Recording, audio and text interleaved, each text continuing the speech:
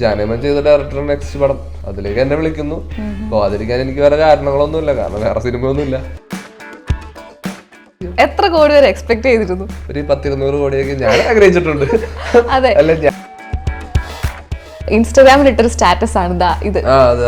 ഇപ്പം ഇത് വായിച്ചപ്പം എനിക്ക് അന്ന് മുതലേ നിങ്ങൾ ഇങ്ങനെ ഇത് ഭയങ്കര ചെറുഷായിട്ട് കൊണ്ട് നടക്കുന്ന ഒരു മൂവിയാണ്. ഓൾ ടൈം ബ്ലോക്ക് ബസ്റ്റർ, മലയാളത്തിലെ ഏറ്റവും പണം വരുന്ന പടം. സിനിമ കണ്ടിട്ടില്ല ഇതുവരെയായിട്ടും? കണ്ടിട്ടില്ല, കുറച്ച് കണ്ട് കാണാം. പിന്നെ സിനിമ കുറച്ചും കൂടെ കഴിഞ്ഞിട്ട് കാണാന്ന് പറഞ്ഞു. അച്ഛനങ്ങനെ സിനിമ തിയേറ്ററിൽ പോയി കാണാൻ ഭയങ്കര മടിയുള്ള ആളാണ്. ഗണുവാണ് ഗ്രൂപ്പിൽ മെസ്സേജ് ഇടുന്നത്. കമൽ സാർ വിളിച്ചു, നാളെ എല്ലാ ബോയ്സും 11 ബോയ്സ് അസംബിൾ ചെയ്യണമെന്ന് പറഞ്ഞു. ചിരിച്ചെല്ലാവരും ചിരിച്ചൊക്കെ കളിച്ചപ്പോഴേക്കും എൻ്റെ അപ്പം തന്നെ എൻ്റെ കയ്യിൽ നിന്ന് പോയി. ഞാൻ അടുത്ത് ഫോട്ടോ എടുക്കാനൊക്കെ ചെന്ന് നിൽക്കുമ്പോഴാണ് അടുത്ത് പുള്ളിയുടെ തോളത്ത് കഴിയുമ്പോൾ നമുക്ക് ഞാൻ ഇങ്ങനെ നിൽക്കുന്ന ഫോട്ടോ എടുക്കാനൊക്കെ ഉണ്ട്.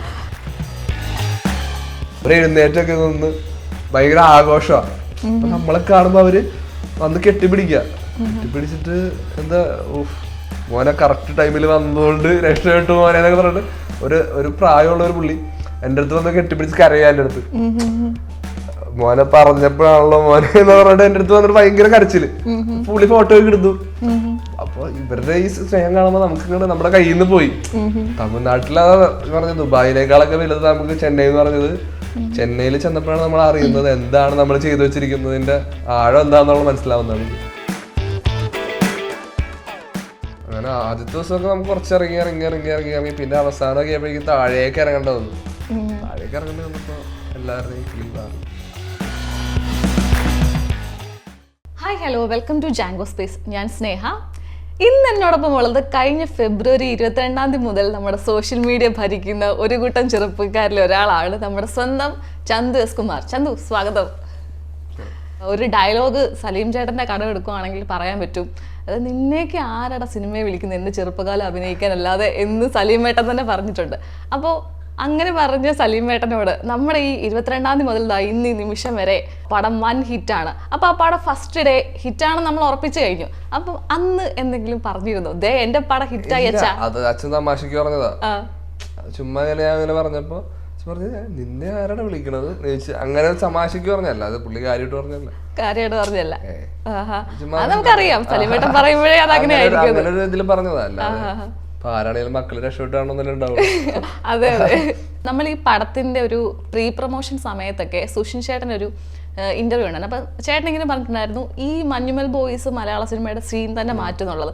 അതേപോലെ തന്നെ ആ ഒരു വാചകം കടമെടുക്കുവാണെങ്കിൽ മഞ്ഞുമൽ ബോയ്സ് ചന്തുവിന്റെയും സീൻ മാറ്റി എന്ന് തന്നെ പറയാം.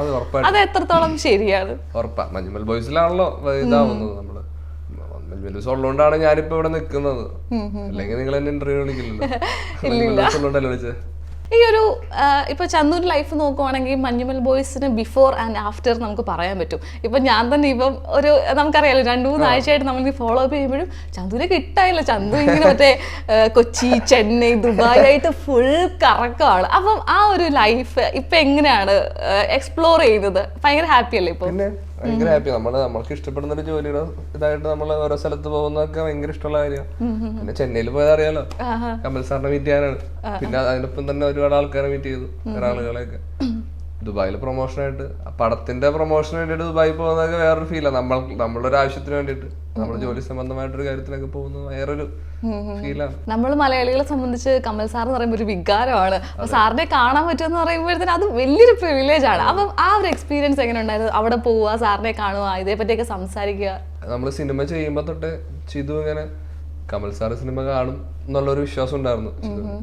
അപ്പൊ നമ്മളങ്ങനെ നമുക്ക് അങ്ങനെ ഒരു ആഗ്രഹം ഉണ്ടായിരുന്നു, സാറ് കണ്ടിട്ട് നമ്മളെല്ലാരും വിളിക്കണം, നമ്മൾ പോവും, സാറിന്റെ ഓഫീസിൽ പോവും. അതൊക്കെ നമ്മള് പണ്ട് മുതലേ നമ്മൾ ആഗ്രഹിക്കുന്ന കാര്യമാണ്. എല്ലാവരും സംസാരിക്കുമ്പോഴാണെങ്കിലും കമൽ സാറായിട്ടുള്ള. അങ്ങനെ ഒരു ദിവസം ഈ പടം റിലീസായി കുറച്ച് ദിവസം കഴിഞ്ഞപ്പോ ഗണുവാണ് ഗ്രൂപ്പിൽ മെസ്സേജ് ഇടുന്നത്. കമൽ സാർ വിളിച്ചു, നാളെ എല്ലാ ബോയ്സും 11 ബോയ്സ് അസംബിൾ ചെയ്യണമെന്ന് പറഞ്ഞു. അപ്പൊ എല്ലാവരും ഷൂട്ടുള്ളവരൊക്കെ ആയിരുന്നു. എല്ലാവരും ഷൂട്ടൊക്കെ അവസാനിപ്പിച്ച് നിർത്തി നേരെ ചെന്നൈക്ക് വണ്ടി കയറി. അവിടെ ചെന്ന് പുള്ളി രാവിലെയാണ് പുള്ളി സിനിമ കണ്ടത്. വൈകിട്ടാണ് ഞങ്ങളെ മീറ്റ് ചെയ്യാനായിട്ടുള്ള ഇതൊക്കെ അറിഞ്ഞു. അവിടെ ചെന്നപ്പോ ഒരു ക്ലാസ്സിൽ ഇരിക്കുന്ന പോലെയാ, നിരത്തി എല്ലാവരും നിരത്തിയിരിക്കുന്നു, പുള്ളി ഫ്രണ്ടിലിരിക്കുന്നു. അതൊക്കെ കണ്ടപ്പോ നമുക്ക് പേടിയായി. കമൽ സാറാ വരാൻ പോണത്. വന്ന് കണ്ടു, എല്ലാവർക്കും ക്ഷയിക്കാനൊക്കെ കൊടുത്തു, ചിരിച്ചെല്ലാവരും ചിരിച്ചൊക്കെ കളിച്ചപ്പോഴേക്കും എന്റെ അപ്പൊ തന്നെ എന്റെ കയ്യിൽ നിന്ന് പോയി. അവിടെ പുള്ളിയെ നോക്കി ഇങ്ങനെ ഇരിക്കും നമ്മള്, ഒന്നും മിണ്ടാൻ പറ്റുന്നുണ്ടായിരുന്നില്ല. ബാസിയും ഗണുവും ചിതുവൊക്കെ സംസാരിച്ചത്, വേറെ ആരും അങ്ങനെ സംസാരിക്കുന്നുണ്ടായിരുന്നില്ല.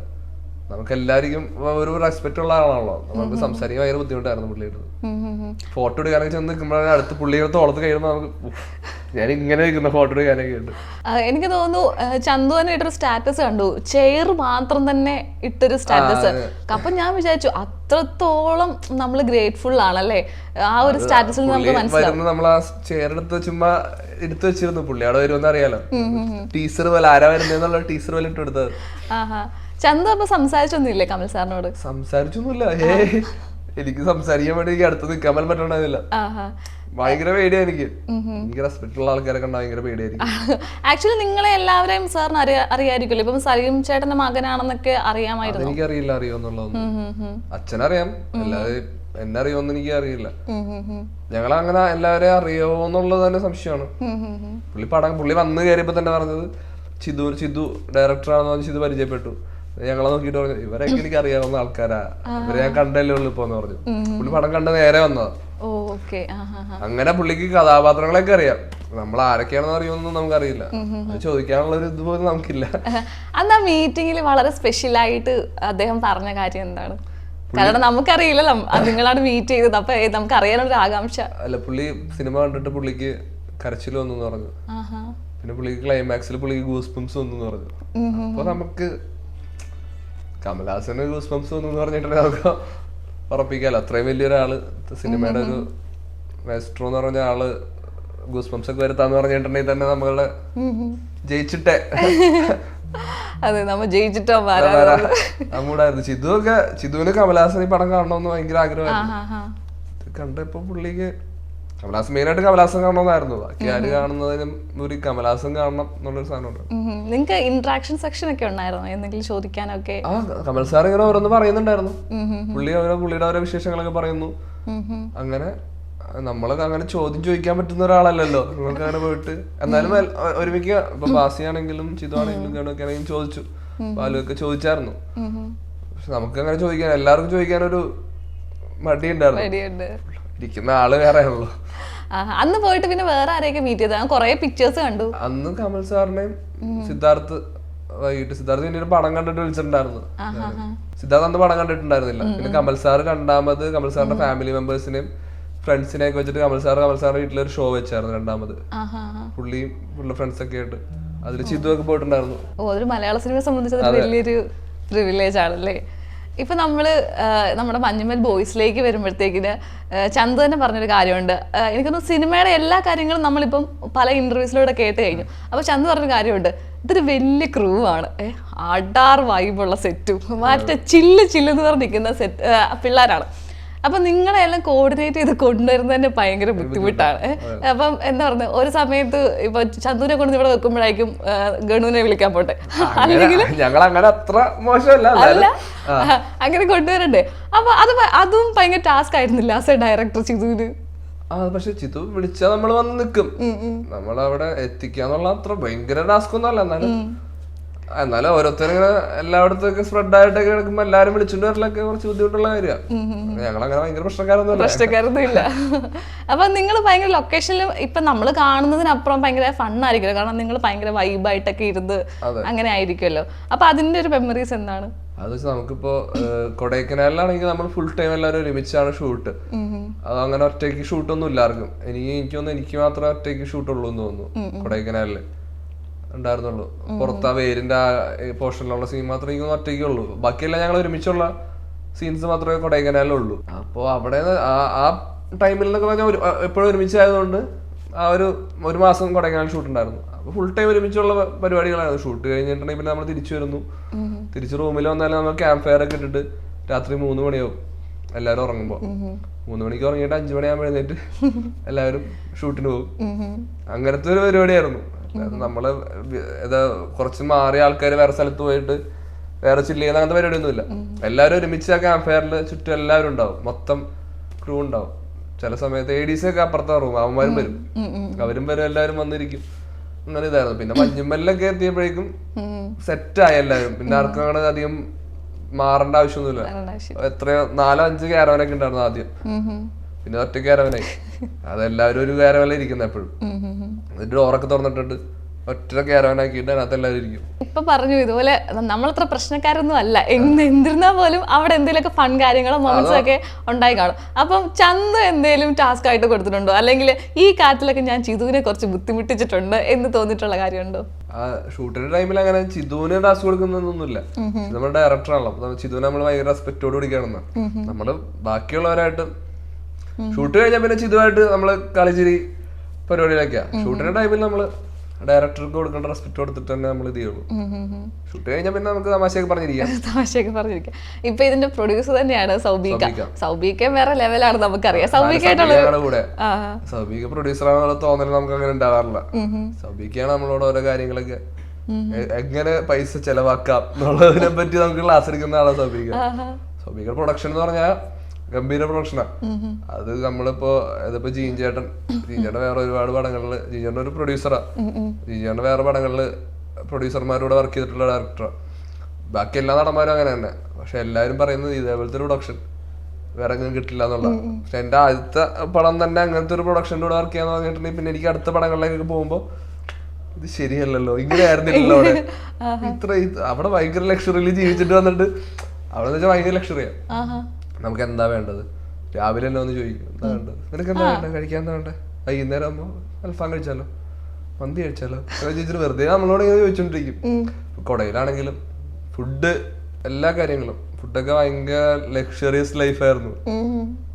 ഈ ലക്ഷറിയസ് ലൈഫിന്റെ ഇടയ്ക്ക് ചുമ്മാ ഒരു തമാശയായിട്ട് ചോദിക്കുകയാണ്, നമ്മളിങ്ങനെ ഇത്രയും ഫുഡൊക്കെ കഴിക്കും, അപ്പൊ എപ്പോഴെങ്കിലും മറ്റേ നമ്മുടെ ശ്രീനാഥിനോട് പറഞ്ഞിട്ടുണ്ടോ നീ അധികം കഴിക്കണ്ട കാരണം നിന്നെയാണ് എടുത്ത് പൊക്കേണ്ടത്? ഇല്ല, അങ്ങനെയൊന്നുമില്ല. നമ്മള് അങ്ങനെ അത്ര വലിയ കെയർഫുൾ ആയിട്ട് ഭയങ്കര പരിപാടിയൊന്നും അല്ലായിരുന്നു. നമ്മൾ അങ്ങനെ നോക്കിയതാ. എല്ലാവരും അവരവരുടെ കാര്യം നോക്കുന്ന ടൈപ്പ് ഫുഡ് കഴിക്കില്ല, അല്ലാതെ ഓവറായിട്ട് ഫുഡൊന്നും കഴിക്കില്ല. നമ്മള് ഫുഡ് അത്യാവശ്യം കഴിക്കും, അതിനനുസരിച്ച് പണിയെടുക്കുന്നുണ്ടല്ലോ. പിന്നെ ഇത് കൊടയില് ഇത് അങ്ങോട്ട് ഗുണാക്കി അങ്ങോട്ട് കൂടെ നടന്ന് കയറി വരുമ്പോ തന്നെ കഴിച്ച ഫുഡൊക്കെ ഇറങ്ങിക്കോളും. വലിയ പ്രശ്നം ഉണ്ടായിരുന്നില്ല. അവിടെ എത്ര ദിവസം ഷൂട്ടൊക്കെ ഉണ്ടായിരുന്നു ഗുണാക്കേവില്? 27 ദിവസം 30 ദിവസം. ഓ, അവിടെ തന്നെ ഉണ്ടായിരുന്നല്ലേ? കാരണം ഒരു മാത്രമല്ല കൊടൈക്കനാലിൽ 30 ദിവസം ഉണ്ടായിരുന്നു. ഒരു ഇന്റർവ്യൂവിൽ ഇങ്ങനെ ചിതുചേട്ടൻ പറഞ്ഞു കേട്ടിട്ടുണ്ട്, കാരണം അവിടെ തന്നെ ഫുൾ ഷൂട്ട് വെച്ചിരുന്നെങ്കിൽ മഞ്ഞുൾ ബോയ്സിന്റെ സെക്കൻഡ് പാർട്ട് എടുക്കേണ്ട വന്നതിന്. കാരണം ഈ ക്രൂവിലുള്ള പകുതി വരെ പിന്നെ കാണാൻ പറ്റത്തില്ല. അപ്പൊ അത്രയ്ക്ക് ഡേഞ്ചറസ് ആയിരുന്നു. ഭയങ്കര ഡേഞ്ചറസ് പരിപാടിയായിരുന്നു. നമുക്ക് അറിയാത്ത സ്ഥലമാണ്, നമുക്ക് എന്താ അവിടെ ഉള്ളതെന്ന് അറിയില്ല. നമുക്ക് പെർമിഷൻ ഉണ്ടായിരുന്നു 6 മണി തൊട്ട് 9 മണി വരെ ഷൂട്ട് ചെയ്യാനായിട്ട്. നമ്മള് 5:30 ആകുമ്പോൾ അവിടെ എത്തണം. 5:30 തൊട്ട് നമ്മളവിടെ പോയി നിന്ന് മേക്കപ്പ് ഒക്കെ ചെയ്ത് ഇറങ്ങും. അങ്ങനെ ആദ്യത്തെ ദിവസമൊക്കെ നമുക്ക് കുറച്ച് ഇറങ്ങി പിന്നെ അവസാനമൊക്കെ ആയപ്പോഴേക്കും താഴേക്ക് ഇറങ്ങേണ്ട വന്നു. താഴേക്ക് ഇറങ്ങേണ്ടി വന്നപ്പോ എല്ലാവരുടെയും കിളി മാറി. കാരണം നമുക്ക് അറിയില്ല എന്താ അടുത്തൊന്നും അടുത്ത കാലെടുത്ത് വെക്കുന്ന എവിടെയാന്നും അറിയില്ല. ചിലപ്പോ താഴേക്ക് പോകും, പിന്നെ തിരിച്ചു വരില്ല. ഞങ്ങള് കയറി ഇറങ്ങിയായിരുന്നു ഞാനും കേണൊക്കെ. ഇപ്പം സലീമേട്ടൻ പറഞ്ഞിട്ടുണ്ട് പൈസ തന്നപ്പോഴും ഞാനെങ്ങും വരുന്നില്ല പോവാറില്ലെന്ന്. പക്ഷെ ആ സലീമേട്ടൻ നമ്മുടെ ഈ സെറ്റിലേക്ക് വന്നു, സെറ്റ് മുഴുവൻ കണ്ടു. അപ്പം ചന്തു തന്നെ പറഞ്ഞിട്ടുണ്ട് അച്ഛൻ ഭയങ്കരമായിട്ട് എക്സൈറ്റഡ് ആയി. കാരണം ഭയങ്കര ഫണ്ണായിട്ട് പറയുകയാണെങ്കിൽ ഈ പിള്ളേരൊക്കെ എന്തായി കാണിച്ചു കൂട്ടുന്നത്. കാരണം അച്ഛന് ഒരു ഐഡിയ ഇല്ല, കാരണം പുതിയ ആൾക്കാരാണ്. അപ്പൊ അവരെന്തായിരിക്കും ചെയ്യുന്നതെന്നൊക്കെ ഉള്ള ഒരു ഇത് കാണുമല്ലേ. കാരണം നമ്മൾ അന്ധകാലമല്ല ഇപ്പോഴത്തെ പിള്ളേർ, ന്യൂജൻ പിള്ളേർ. ചിലപ്പോൾ അവരെന്തായാലും കാണിക്കുന്നതൊക്കെ കാണാൻ വേണ്ടിയുള്ളത് ഒന്ന് കണ്ടു വന്നിരിക്കാം എന്നൊക്കെ ഉള്ള ഇതിലായിരിക്കും വന്നത്. അപ്പൊ കണ്ടു ഭയങ്കര എക്സൈറ്റഡ് ആയി എന്നൊക്കെ പറഞ്ഞു. അപ്പൊ ആ സമയത്തൊക്കെ അച്ഛൻ എന്ത് പറഞ്ഞു? അച്ഛന് ഭയങ്കര ബോറടിയുള്ള കാര്യം ഷൂട്ടിംഗ് എന്ന് പറഞ്ഞിട്ടുണ്ടെങ്കിൽ. അച്ഛനാണ് ഷൂട്ടിംഗ് കാണാൻ പോകുന്ന ഇത് തന്നെ പരിപാടിയുള്ള ആളല്ലേ. പുള്ളി പ്രത്യേകിച്ച് ഷൂട്ടിംഗ് കാണാൻ പോകേണ്ട ആവശ്യമില്ലല്ലോ. അപ്പൊ ഇതുവരെ ദിവസം വന്ന സ്ഥലം ഒരു സെറ്റിലേക്ക് വന്നപ്പോ പറഞ്ഞങ്ങനെ കാശി വെച്ച ആൾക്കാരെ വിളിച്ചിട്ട് ഞാൻ പോകണില്ല സെറ്റില്, പിന്നീട് അതേ ചെയ്തിട്ടുണ്ടെങ്കിൽ. അപ്പൊ അത് കഴിഞ്ഞിട്ട് സെറ്റ് ഇട്ട് കഴിഞ്ഞപ്പോ അത് കാണാൻ വേണ്ടി അച്ഛൻ വന്നായിരുന്നു. വന്ന് അവിടെ മൊത്തം കണ്ടു. അജേട്ടനെ ഭയങ്കര കാര്യമായിട്ട് അജേട്ടനോട് സംസാരിച്ചു പറയാം. കുറച്ചേരം ഞങ്ങൾ ഒരു ചില്ല് ചെയ്തിട്ടേ പോയാ. ഞങ്ങൾക്ക് ഷൂട്ട് ഉണ്ടായിരുന്നു. ഷൂട്ടൊക്കെ തുടങ്ങിയപ്പോഴേക്കും അച്ഛന് ബോറടിക്കാൻ തുടങ്ങി. ഉമ്മാരുടെ ഓരോരോ കാട്ടായി കണ്ടിട്ട് അങ്ങനെ എല്ലാവരും ഫാമിലി, അമ്മയുണ്ടായിരുന്നു, അനിയനുണ്ടായിരുന്നു, എല്ലാവരും കണ്ടുപോയി. എനിക്ക് തോന്നുന്നു അതിലെ നമ്മുടെ സിനിമയുടെ ഏറ്റവും വലിയൊരു ഭാഗമാണ് ആ ഒരു സെറ്റ് അല്ലെ. നമ്മൾ ഇട്ടേക്കുന്ന സെറ്റ് ഭയങ്കര അടിപൊളിയായിട്ടാണ് ചെയ്തേക്കുന്നത്. ഹാറ്റ്സ് ഓഫ് അത് സെറ്റ് എന്ന് പറഞ്ഞാൽ ശരിക്കും ഒരു ഹോളിവുഡ് സെറ്റപ്പ് സ്റ്റുഡിയോ പോലെയാ. അതായത് ചുമ്മാ സെറ്റ് മാത്രം ഇട്ട് വെച്ചിട്ട് നമ്മൾ അങ്ങോട്ട് കൊണ്ടുപോയേക്കല്ല. നമ്മൾ അവിടെ സെറ്റ് ഉണ്ട്, അവിടെ നമുക്ക് റൂമുണ്ട്, ഇത് എല്ലാവർക്കും നമുക്കൊരു ഹാള് പോലത്തെ ഒരു വലിയ റൂമുണ്ട്. അവിടെ നമുക്ക് ക്യാരംസ് കളിക്കാം, ഫ്രിഡ്ജ് ഉണ്ട്, ഫുഡ് ഉണ്ട്, നമുക്ക് മേക്കപ്പ് ചെയ്യാനുള്ള സ്ഥലമുണ്ട് അവിടെ തന്നെ, ക്യാരംസ്. പിന്നെ വേറെ എന്തൊക്കെ ഉണ്ടായിരുന്നു. പിന്നെ ഞങ്ങൾ യൂണോ ഒക്കെ കളിക്കാറുണ്ട് ഞങ്ങള് ഫ്രീ ടൈമിൽ. പിന്നെ ബെഡ് ഉണ്ട്, എല്ലാവരും ഒരു മുറിയില, ഒരു ഹാളിൽ എല്ലാവരും കിടക്കുന്നത് മൊത്തം എല്ലാവരും ബെഡില്. അത് ഭയങ്കര അതെന്ന് വെച്ചാൽ അവിടെ കിടന്നാൽ കിട്ടുന്ന ഉറക്കം വേറെ ഒന്നും കിട്ടില്ല. അതുപോലത്തെ ഭയങ്കര പോസിറ്റീവ് ആയിട്ടുള്ള പ്ലേസാ. ഭയങ്കര അതെ, ആ ഒരു റൂം എന്ന് പറഞ്ഞാൽ അതിനകത്ത് കയറി കഴിഞ്ഞാൽ ഇറങ്ങാൻ തോന്നില്ല. എല്ലാവരും നമ്മുടെ ഫേവറേറ്റ് ആയിട്ടുള്ള ആൾക്കാരെല്ലാവരും ഉണ്ട്, ക്ലോസ് ആയിട്ടുള്ള ആൾക്കാരെല്ലാവരും അവിടെ. കാരണം അവിടെ എന്ന് വെച്ചിട്ടുണ്ടെങ്കിൽ അതിനകത്ത് കയറി കഴിഞ്ഞിട്ട് ഇറങ്ങാൻ പാടുള്ളതുകൊണ്ട് തന്നെ പാക്കപ്പ് പാർട്ടി ഒരുപാടുണ്ടായിരുന്നു ഈ പടത്തിന്.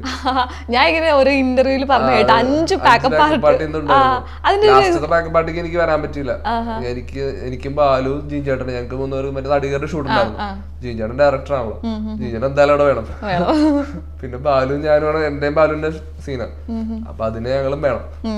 ഞങ്ങക്ക് വരാൻ പറ്റിയില്ല ലാസ്റ്റത്തെ പാർട്ടിക്ക്. അതിനുമ്പുള്ള 4 പാർട്ടിക്ക് ഞങ്ങൾ ഉണ്ടായിരുന്നു. എന്ന് വെച്ചാൽ പാർട്ടി കഴിഞ്ഞ് പോയിട്ട് മടിയായിട്ട് പോയി പകുതി വരെ വണ്ടി ഓടിച്ച് തിരിച്ചു വരുന്ന ആൾക്കാരുണ്ട്.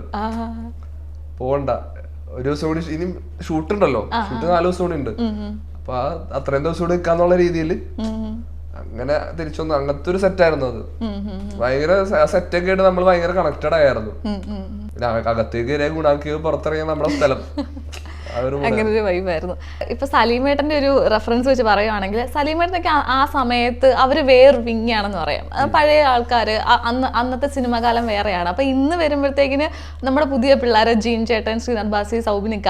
അപ്പം ഈ ഒരു ഫസ്റ്റ് ഓഫർ വരുമ്പോഴത്തേന് ആദ്യം തന്നെ മുമ്പേ നമ്മൾ പറഞ്ഞ ഡയലോഗ് പറഞ്ഞു, നിന്നെയൊക്കെ ആരാടാ സിനിമ വിളിക്കുക. എന്നാലും വേറെ ടെൻഷനോടെ കാണുന്നത് ഇവേ ഫുൾ പിള്ളേർ സെറ്റ് ആണല്ലോ, എന്തൊരു ഇവര് കാട്ടിക്കൂട്ടാൻ മതി. അപ്പൊ അങ്ങനെ എന്തെങ്കിലുമൊക്കെ പറഞ്ഞിരുന്നു ആദ്യം, എന്തെങ്കിലുമൊക്കെ ഉപദേശം ഈ പടത്തില് ആദ്യം എനിക്ക് തോന്നുന്നു ആദ്യം കാസ്റ്റ് ചെയ്യുന്ന തന്നെയാ ആണല്ലേ, ആദ്യത്തെ കാസ്റ്റാ അങ്ങനെന്തോ. പിന്നെ ഒരുപാട് കാസ്റ്റുകൾ മാറി മാറി മാറിയാണ് ഇപ്പൊ കാണുന്ന ഇതില് വന്നത്. അതിനു മുമ്പ് ഞാൻ ചെല്ലുന്ന സമയത്ത് എനിക്ക് ആരൊക്കെയാണുള്ളതെന്നൊന്നും എനിക്ക് അറിയില്ലായിരുന്നു. അപ്പൊ ആ സമയത്ത് എനിക്ക് ഇതിനെപ്പറ്റി വലിയ അറിവുണ്ടായിരുന്നില്ല. ഞാൻ കമ്മിറ്റ് ചെയ്യുമ്പോ എനിക്ക് ചിതുവിനെയും ഗണുവിനെയും മാത്രമേ, ജാനേമൻ ചെയ്ത ഡയറക്ടറുടെ നെക്സ്റ്റ് പടം അതിലേക്ക് എന്നെ വിളിക്കുന്നു. അപ്പൊ അതിരിക്കാൻ എനിക്ക് വേറെ കാരണങ്ങളൊന്നുമില്ല, കാരണം വേറെ സിനിമ ഒന്നുമില്ല, അത് മാത്രമേ ഉള്ളൂ. അപ്പൊ അച്ഛൻ എന്ത് പറഞ്ഞു ആ സമയത്ത്? ഇതല്ലാതെ ചോദിച്ചു, കഥ കേട്ടോന്ന് ചോദിച്ചു. ഞാൻ പറഞ്ഞു കേട്ടു, ഇഷ്ടപ്പെട്ടു എന്ന് പറഞ്ഞു. എന്താ പരിപാടി എന്നൊക്കെ ചോദിച്ചു. അത് ഈ ഇന്റർവ്യൂവിന് കണ്ടതിന് ശേഷമാണ് ഇതിലേക്ക് നമ്മൾ ഭയങ്കര എക്സൈറ്റഡ് ആയിട്ട് ഓണാവുന്നത് ഈ പ്രൊജക്ടിലേക്ക്. ഇന്റർവ്യൂ കണ്ടു കഴിഞ്ഞപ്പോഴേക്കും ഞാൻ വേറെ എക്സൈറ്റഡ് ആയി. ഞാൻ അച്ഛനോട് പറഞ്ഞു ഇങ്ങനെ ഒരു ഇന്റർവ്യൂ അവരെടുത്ത് വെച്ചിട്ടുണ്ട്, അപ്പൊ അത് കണ്ട് അത് ഭയങ്കര രസമാണ് ഇന്റർവ്യൂ. അച്ഛൻ നമ്മളോട് ചെയ്യാൻ അച്ഛനോട് ചോദിക്കേണ്ട ആവശ്യമൊന്നുമില്ല, നമ്മള് ചെയ്ത അത്രേ ഉള്ളൂ. അച്ഛനോട് ചോദിച്ചിട്ടൊന്നും ചെയ്യണമെന്നൊന്നും അങ്ങനെയൊന്നുമില്ല, നിർബന്ധമില്ല. ഇപ്പം പടം ഇപ്പൊ ഇത്രയും ദിവസം വന്ന് ഹിറ്റായിട്ട് ഓടുന്നു, 100 കോടി ക്ലബിൽ കയറി. ഇപ്പൊ എനിക്ക് തോന്നുന്നു അപ്പൊ ആ സമയത്തൊക്കെ എന്ന് വെച്ചാൽ ഇപ്പൊ ഇന്റർവ്യൂസിന്റെ ഒന്നും കാലമല്ല നമ്മുടെ സലീമേട്ടന്റെ കാലത്ത്. ഇപ്പൊ ഇപ്പോഴൊക്കെയാണ് നമ്മൾ ഫസ്റ്റ് ഡേ ഒരു ഇന്റർവ്യൂ കൊടുക്കുന്നു. അന്നത്തെ കാലത്ത് ഒരു ഇന്റർവ്യൂ എന്നൊക്കെ പറയുമ്പോഴത്തേനും വിരലെണ്ണാവുന്നൊക്കെ കൊടുത്താലായി. അപ്പം അതെ, സ്റ്റുഡൻസുകളിലേക്കാണ്. അപ്പം അത് വെച്ച് നോക്കുമ്പോഴത്തേന് ചന്തു ഒരു സിംഗിൾ ഇന്റർവ്യൂവിന് വന്നിരിക്കുന്നു, സോളോ ഇന്റർവ്യൂവിന് വന്നിരിക്കുന്നു. അപ്പൊ അങ്ങനെയൊക്കെ വരുമ്പോഴത്തേക്കിന് ഇപ്പം അച്ഛൻ എന്താണ് പറയുന്നത്, അല്ലെങ്കിൽ മകനെ ഓർത്ത് എത്രത്തോളം അഭിമാനമുണ്ട്? പറഞ്ഞിരുന്നു സിനിമ കണ്ട് എന്താണ് പറഞ്ഞത്? സിനിമ കണ്ടിട്ടില്ല ഇതുവരെയായിട്ടു കണ്ടിട്ടില്ല, കുറച്ച് കണ്ട് കാണാം, തിരക്കൊക്കെ ഒന്ന് ഒഴിയട്ടെ. സിനിമ കണ്ടിട്ടില്ല, കാണും എന്തായാലും. ഇന്നെന്തോ കാണാൻ പോകാനിരിക്കുവായിരുന്നു. പിന്നെ സിനിമ കുറച്ചും കൂടെ കഴിഞ്ഞിട്ട് കാണാന്ന് പറഞ്ഞു. അച്ഛൻ അങ്ങനെ സിനിമ തിയേറ്ററിൽ പോയി കാണുന്ന ഭയങ്കര മടിയുള്ള ആളാണ്. എന്തായാലും കാണും. ഇന്ന് ചിലപ്പോ എനിക്കൊന്ന് ഇന്ന് കാണുമെന്ന് തോന്നുന്നു. അങ്ങനെ എന്താണ് പ്ലാൻ ഇട്ടിരുന്നത്, ഇന്ന് കാണാന്നുള്ള ഒരു പരിപാടി എന്തായിരുന്നു. അത് ഓരോരുത്തർ വിളിക്കുന്നു, അവിടെ ഇവിടെ നമ്മള് കമലഹാസനെ മീറ്റ് ചെയ്യാൻ പോകുന്നു. അച്ഛൻ ഭയങ്കര സന്തോഷമാണ്. അതെ, എനിക്ക് തോന്നുന്നു ഇപ്പൊ നേരത്തെ എന്ന് വെച്ചാൽ അച്ഛന്റെ സിനിമകളെ പറ്റി മാത്രം സംസാരിച്ചാൽ മതിയായിരുന്നു. പക്ഷെ ഇപ്പോഴെന്ന് വെക്കുമ്പോൾ മകനിലേക്ക് വരുമ്പോഴത്തേനും ചന്തുവിന്റെ സിനിമകളെ പറ്റി കൂടെ ആളുകൾ ഇങ്ങനെ വിളിച്ച് പറയാറുണ്ടായിരിക്കും. മകന്റെ സിനിമ കണ്ടു, അപ്പൊ ഒരുപാട് കോൾസ് അച്ഛന് വരാറില്ല. അപ്പൊ അതിനെ പറ്റിയൊക്കെ പറയാറുണ്ട്. അവര് വിളിച്ചിടാ, ഇവര് വിളിച്ചു, കുറെ പറയുന്നുണ്ട്. ആരെങ്കിലും വിളിക്കുമ്പോ പറയാറുണ്ട്. എന്റെ സിനിമ മാത്രമല്ല ഇത്, അച്ഛനെന്നല്ല, എന്റെ അച്ഛനമ്മേനാണെങ്കിലും എന്റെ സിനിമ മാത്രമല്ല, അത് മകൻ അഭിനയിച്ച സിനിമ മാത്രമല്ല, അത് ചിതു, ഗണു, ബാലു, വാസി എല്ലാവരുമായിട്ട്, സൗബിക്കാണെങ്കിലും ഇവരൊക്കെ ആയിട്ട് ഭയങ്കര അടുപ്പമുള്ള ആൾക്കാരാ. ഞങ്ങള് കോഴിക്കോട് പോകുന്ന ദിവസം രാത്രി 2 മണിക്ക് ഞങ്ങള് വീട്ടിൽ പോയി. രാത്രി 2 മണിക്ക് വിളിച്ച് അച്ഛനെ അമ്മയെ എഴുന്നേപ്പിച്ച് ഞങ്ങള് ഫുഡൊക്കെ ഉണ്ടാക്കി കഴിച്ചിട്ടൊക്കെയാ പോന്നെ രാത്രി. അപ്പൊ എല്ലാവരും വീട്ടിലെല്ലാം കയറി ഓരോ സാധനങ്ങള് രാത്രി 2 മണിയാണല്ലോ. ഒന്ന് ഫുഡ് ഉണ്ടാക്കാനായിട്ട് സാധനങ്ങൾ മാത്രമേ ഉള്ളൂ, ഒന്നും ഉണ്ടാക്കിയിട്ടൊന്നുമില്ല. അപ്പൊ അവിടെ പോയി ഓരോ വേപ്പല വെട്ടിക്കാൻ ഒരാൾ പോകുന്നു, മുളക് വെട്ടിക്കാൻ ഒരാൾ പോകുന്നു, അങ്ങനത്തെ ഒരു ഭയങ്കര കണക്ഷനുള്ള ആൾക്കാരല്ലായിരുന്നു. അപ്പൊ ഇത് വെച്ചാൽ എന്റെ സിനിമ മാത്രമല്ല, എന്റെ വീട്ടുകാർക്ക് ഇത് എല്ലാവരുടെയും സിനിമയാണ്. അവരുടെ മക്കള് എല്ലാവരും ഉള്ള സിനിമ എന്നുള്ളൊരു ഇതാണ്. അപ്പൊ ഭയങ്കര റീസെന്റ് ടൈം സമയത്തൊക്കെ ഭയങ്കര ടെൻഷനായിരുന്നു. എന്താവും സൗബിക്ക് ഇത്രയും പൈസ മുടക്കിയിട്ട് ചെയ്യുന്നൊരു പടം, അപ്പൊ അതിന്റെ ടെൻഷൻ, എല്ലാ ടെൻഷനും ഉണ്ടായിരുന്നു. അവർക്ക് എന്താവും അറിയില്ലല്ലോ. റിലീസിന് മുമ്പ് അവര് റിലീസിന് മുമ്പ് കണ്ടിട്ടുമില്ല. പിള്ളേരെന്താ ചെയ്തേക്കണത്, ഒരു സെറ്റ് മാത്രമേ കണ്ടിട്ടുള്ളൂ. ഭയങ്കര ഹാപ്പിയാണ് റിലീസിന് ശേഷം ഇത്ര ഇങ്ങനെ പോകുന്നത്. ഭയങ്കര ഹാപ്പിയാണ് എല്ലാവരും. ഇപ്പം അന്ന് ആ സമയത്തൊക്കെ ലാൽ സാറുമായിട്ടൊക്കെ ഒരുപാട് ബന്ധമുള്ള ഒരാളാണ് സലീം. ലാലങ്കളും. അപ്പൊ എനിക്ക് തോന്നുന്നു ഇപ്പം ജീൻ ചേട്ടനും നിങ്ങളൊരു ഗ്യാങ് ആയിട്ടാണ്. അപ്പൊ അച്ഛനും ഇപ്പൊ ഇതിൽ പറയാറുണ്ടോ? അച്ഛന് എന്റെ അടുത്ത് പറഞ്ഞത് മഞ്ഞുമല ഷൂട്ട് കഴിഞ്ഞതിന് ശേഷം അച്ഛൻ ആകെ എന്റെ അടുത്ത് ഒറ്റ സിനിമയുടെ കാര്യം പറഞ്ഞിട്ടുള്ളൂ. ഇത് ഈ നടികറിനെ പറ്റിയ. അതായത് ഇങ്ങനെ ജീൻ ചേട്ടൻ ഇങ്ങനെ ഒരു പടത്തിൽ വിളിച്ചു. അത് നടികർ മഞ്ഞുമല ഷൂട്ട് നടക്കുന്ന ടൈമിലാണ് വിളിച്ചത് തന്നെ. അപ്പൊ അത് കഴിയാറാവണേന് തൊട്ട് മുമ്പ് ജീൻ ചേട്ടൻ പറഞ്ഞാൽ ഇങ്ങനെ ഒരു പരിപാടി ഉണ്ട്, നീ ചെയ്യണ്ടോന്ന് ചോദിച്ചു. കഥ കേട്ടു, ഞാൻ പോയി കഥ കേട്ടു. ഇങ്ങനെ പറഞ്ഞു അതൊരു പരിപാടിയാണ്, നീ ചെയ്യുന്ന പറഞ്ഞിട്ട്. അപ്പൊ ഞാൻ അച്ഛനോട് പറഞ്ഞു ഇങ്ങനെ നടികർ ജീഞ്ചന്റെ അടുത്തിലേക്ക് വിളിച്ചിട്ടുണ്ടെന്ന് പറഞ്ഞപ്പോ, അത് നീ കഥ ഒന്നും കേൾക്കണ്ട, അത് പോയി ചെയ്, അത് വേറെ ഒന്നും നോക്കൊന്നും വേണ്ട, അത് എന്തായാലും ചെയ്യണോട്ടാന്ന് പറഞ്ഞു. അത് വിട്ടൊന്നും കളയരുതിട്ടാ പറഞ്ഞു. ഓക്കെ, ഞാൻ എന്തായാലും ചെയ്യാനിരിക്കായിരുന്നു. അച്ഛനിങ്ങനെ പറഞ്ഞു അതൊന്നും കഥയൊന്നും ചോദിക്കൊന്നും വേണ്ട, നീ വെറുതെ നീ വലിയ ആളുകളിക്കൊന്നും വേണ്ട, അത് നീ കഥയൊന്നും കേൾക്കാണ്ട് പോയി ചെയ്താൽ മതി എന്ന് പറഞ്ഞു. ഞാനോ ശരി എന്ന് പറഞ്ഞിട്ട് ഞാൻ പോയി. ജീൻ ചേട്ടനൊക്കെ ആയിട്ടുള്ളൊരു ഇത് നമ്മള് അധികം നാളായിട്ട് ഒരു ഭയങ്കര വർഷങ്ങളുടെ ബന്ധമൊന്നുമില്ല നമുക്ക്. ജീൻ ചേട്ടനെ ചെറുപ്പത്തിലേ ഞങ്ങള് കാണാറുണ്ട് എപ്പോഴും. ഞങ്ങള് ആകെ പോകുന്നത് വെച്ചാൽ ലാലങ്ങളുടെ ഷൂട്ടിംഗ് ലൊക്കേഷനിൽ പോകും. ലാലങ്ങൾ പ്രൊഡ്യൂസ് ചെയ്യുന്ന പടങ്ങളുടെ ഷൂട്ടിംഗ് ലൊക്കേഷനിൽ പോകും. അത് മാത്രമേ പോകാറുള്ളൂ. അല്ലാതെ വേറെ ഷൂട്ടിംഗ് ലൊക്കേഷനിൽ പോയ ഓർമ്മ ഒന്നും എനിക്കില്ല. അപ്പോ അങ്ങനെയുള്ള ഒരു ബന്ധം ജീൻ ചേട്ടനൊക്കെ ആയിട്ട് ചെറുപ്പത്തിലേ കണ്ടേക്കുന്നത്. മാവച്ചേച്ചിയായിട്ടാണെങ്കിലും ജീൻ ചേട്ടനാണെങ്കിലും എല്ലാവരും അപ്പൊ കണ്ടേക്കണ ബാലുവിനെയൊക്കെ അന്നത്തെ കാലത്ത് ചെറുപ്പത്തില്. പിന്നീട് വലുതായതിനു ശേഷം ഇവരൊക്കെ ആയിട്ട് കമ്പനി ആവുന്നതും അത് ഞാനൊട്ടും എക്സ്പെക്ട് ചെയ്തിട്ടില്ല. പുറത്തുനിന്നുള്ളവർ എപ്പോഴും നോക്കുമ്പോൾ വിചാരിക്കുന്നത് ഈ സിനിമയിലുള്ള നായകന്മാരുടെയും നടന്മാരുടെയും ഒക്കെ മക്കളെല്ലാം കൊച്ചിലായിട്ട് ഭയങ്കര ഫ്രണ്ട്സ് ആയിരിക്കും, അവർക്ക് അറിയായിരിക്കും പരസ്പരം. പക്ഷെ ഇപ്പൊ കഴിഞ്ഞ ദിവസം ഇന്റർവ്യൂവിനാണെങ്കിലും ഇപ്പൊ ചേട്ടൻ പറഞ്ഞ പോലെ പറഞ്ഞില്ലേ, കുറെ നാൾക്ക് ശേഷം ഇപ്പോഴാണ് കാണുന്നത് എന്നൊക്കെ. അപ്പൊ സോറി, ഞാൻ ഇടയ്ക്ക് ചേട്ടൻ ശരി ചന്തു ഇപ്പൊ ഓക്കെ അല്ലേ? അപ്പൊ ചന്തു അങ്ങനെയൊക്കെ നമ്മൾ വിചാരിക്കുമല്ലോ. അപ്പൊ അങ്ങനെ ഒരു നടന്മാരുടെ മക്കളുമായിട്ട് ഫ്രണ്ട്ഷിപ്പ് ഒന്നും ഇല്ലാത്ത ആളാണോ? നടന്മാരുടെ മക്കളായിട്ട് എനിക്ക് അന്ന ചേച്ചിനെ അറിയാം, സുസന്ന ബെന്യാങ്കളുടെ മക്കള് അവർ രണ്ടുപേരും അറിയാം. പിന്നെ ലാൽജോസങ്ങളുടെ മക്കള് രണ്ടുപേരും. ഇവരായിട്ടല്ലാതെ അങ്ങനെ ഭയങ്കര കണക്ഷൻ ഉള്ള വേറെ ആൾക്കാര് മീനാക്ഷിയായിട്ട് കമ്പനി. മീനാക്ഷി അറിയാം, ദിലീപങ്കളിലേക്കാൾ കൂടുതൽ മീനാക്ഷി ആയിട്ടാണ് കമ്പനി ഉള്ളത്. അപ്പൊ അത്ര അങ്ങനെ കമ്പനി എന്ന് പറഞ്ഞാൽ ഭയങ്കര കമ്പനി ഒന്നുമല്ല, അറിയാം അവരെയൊക്കെ. ഫ്രണ്ട്സ് ഒന്നുമല്ല, കണ്ടിട്ടുണ്ട്, അത്രേ ഉള്ളൂ.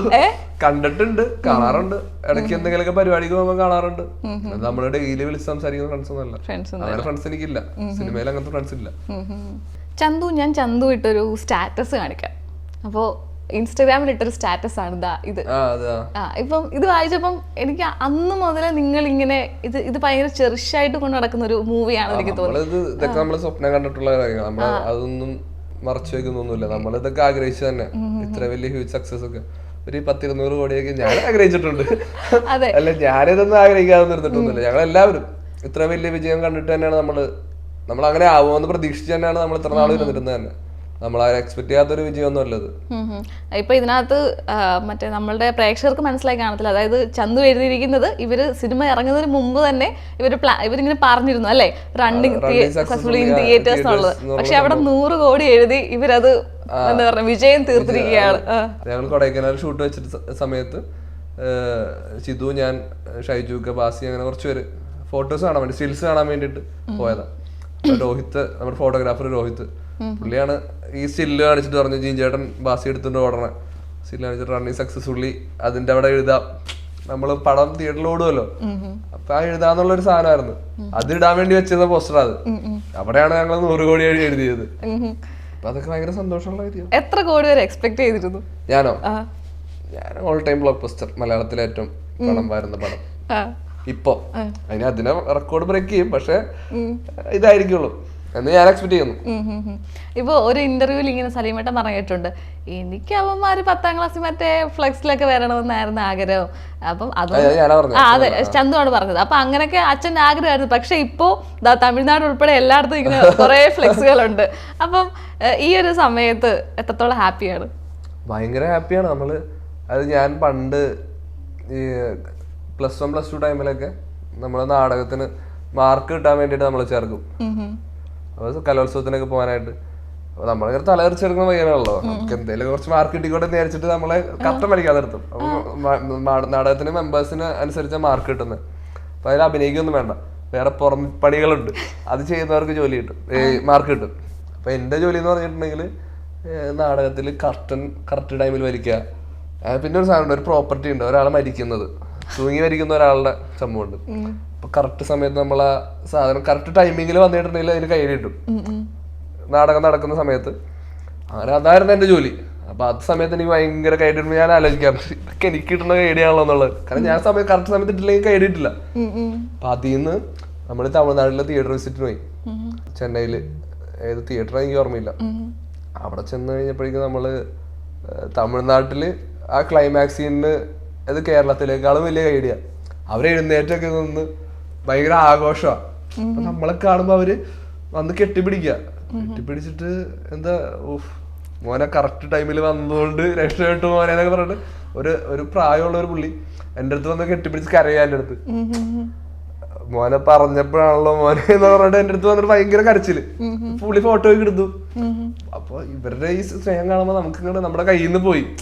തമിഴ്നാട്ടിലാ പറഞ്ഞത് ദുബായിനേക്കാളൊക്കെ വലുത് നമുക്ക് ചെന്നൈ എന്ന് പറഞ്ഞത്. ചെന്നൈയിൽ ചെന്നപ്പോഴാണ് നമ്മൾ അറിയുന്നത് എന്താണ് നമ്മൾ ചെയ്തു വെച്ചിരിക്കുന്നതിന്റെ ആഴം എന്താണെന്നുള്ള മനസ്സിലാവുന്നത് നമുക്ക്. കാരണം അത്രയും സ്നേഹം അവർക്ക് ഭയങ്കര.